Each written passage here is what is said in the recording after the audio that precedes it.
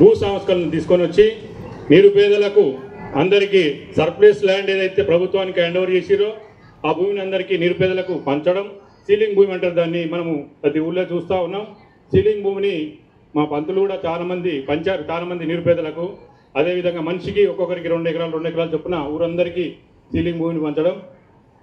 అదే విధంగా అందరికీ నేను కూడా అప్పుడు అందరికీ చేదోడు వాదోడుగా ఉన్నాను. అప్పుడు గుర్రం యాదగిరెడ్డి గారు ఉండేది ఎమ్మెల్యే గారు, వారితో కలిసి అందరికీ పంచడం జరిగింది. ఆ తర్వాత ఇంకా కూడా ఎవరికైతే కౌలుకి ఇచ్చిర్రో కౌలుదారులను అప్పటి వతందారులు పీడించడం వల్ల మన ప్రభుత్వం, కాంగ్రెస్ ప్రభుత్వం అప్పట్లో ప్రొటెక్టెడ్ టెనెంట్ యాక్ట్, రక్షిత కౌలుదారు చట్టం తీసుకురావడం జరిగింది. అంటే కౌలు చేస్తున్న వాళ్ళకు కాస్తు కబ్జాలు ఎవరైతే ఉంటారో వారికే హక్కు కల్పించే చట్టం అది.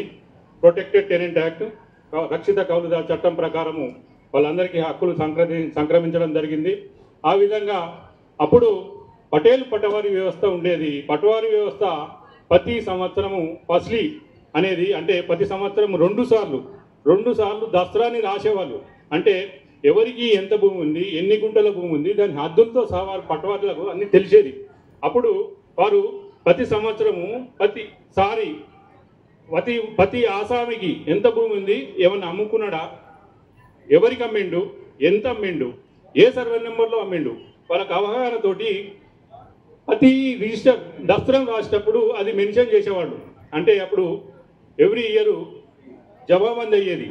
జవాబందీలో ఆ ఊళ్ళో ఉన్న భూమి మొత్తం ఎంత, రగ్బా ఎంత, సర్వే నెంబర్ల రగ్బా ఎంత ఉంది, ఎన్ని గుంటలు ఎవరికి అమ్మిండు, ఎన్ని ఎకరాలు అమ్మిండు, ఇతనికి కట్ చేసి వేరే అతనికి అతనికి రాసేవాడు.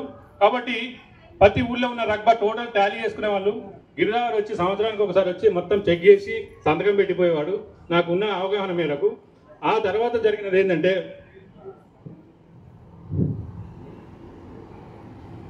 అది పట్వారీ వ్యవస్థ ద్వారా, అంటే పట్వారీ వెనుక ఉన్న వాళ్ళ అత్యాశ అనుకోండి, దురాశ అనుకోండి, శిస్తులు ఎక్కువ వేయటం, వేరే వారికి కొన్నవారికి కాకుండా ఇంకోరికి కబ్జా రాయటం, వారి పేరు మీద భూమి రాయటం, కొన్ని అవకతవకలు చేయడం జరిగింది. 1983లో తెలుగుదేశం గవర్నమెంట్ వచ్చినాక ఇటువంటి అత్యాశ పరులను తొలగించాలనే ఉద్దేశంతో పటవారీ వ్యవస్థను రద్దు చేయడం జరిగింది.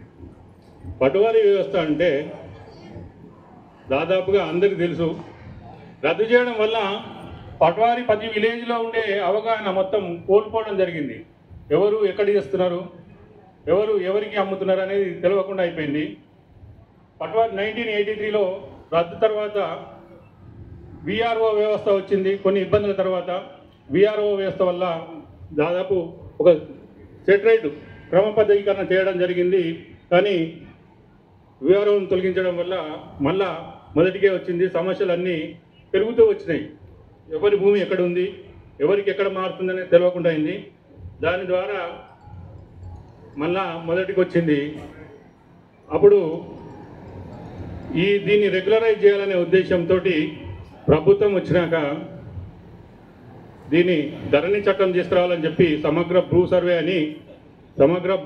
అని అందరికీ చెప్పడం వల్ల ఇంటింటి ఊరు సర్వే చేసి ధరణి చట్టం తీసుకురావడం జరిగింది. కానీ ఆ ధరణి చట్టంలో ఉన్న సవరణలు 36 మాడ్యూల్స్, ఎవరికి ఏం అప్లై చేయాలి, ఆ ధరణి సాఫ్ట్వేర్ సృష్టికర్తకే దాని అవగాహన ఉండేది.